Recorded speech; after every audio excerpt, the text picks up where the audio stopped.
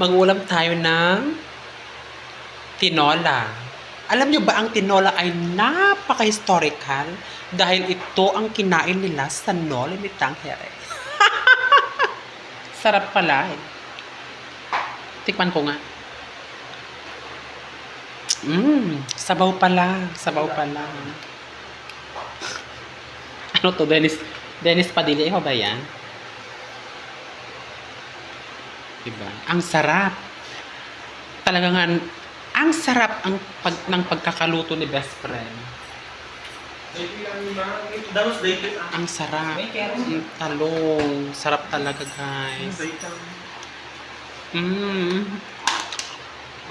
Napakasarap. Awan yung galing ba? Hindi ka mga matikas din yun. Sarap. Sarap talaga. Yung manok. At meron pa kaming ano dito. Akin yung mama din nakalaw ko dito. Impatog ko na dito. At saka meron kaming dinuguan. Chicken. Ang sarap. Guys, ang sarap. Thank you, buddy. Thank you, ama. At lang ito sa akin.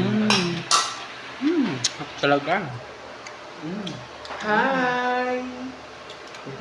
Diba? I-video meet ka nung nagawa of meet, ama. Ay. Diba? Guys, ang sarap-sarap. Chicken, native. Native ito.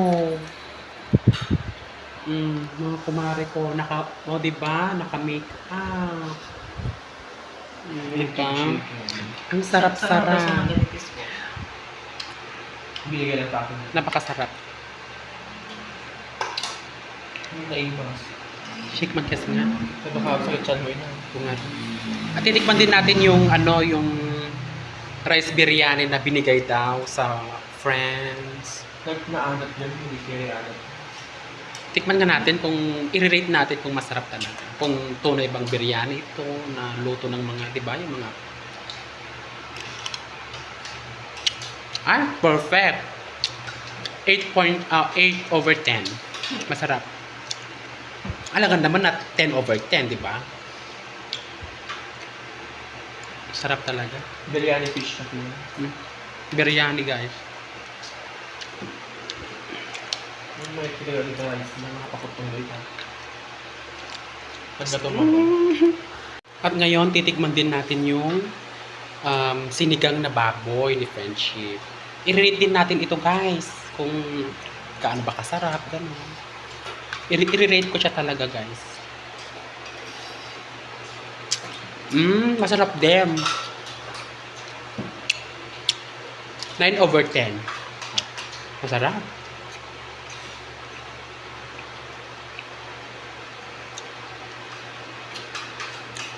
Kaso kulang lang ang asim kilik. Kulang sa asin. Kung gano'n. Nagdambola pag Tagalog anis. Masarap. Yung vegetable niya. Hindi siya gaanong nautoy, di ba?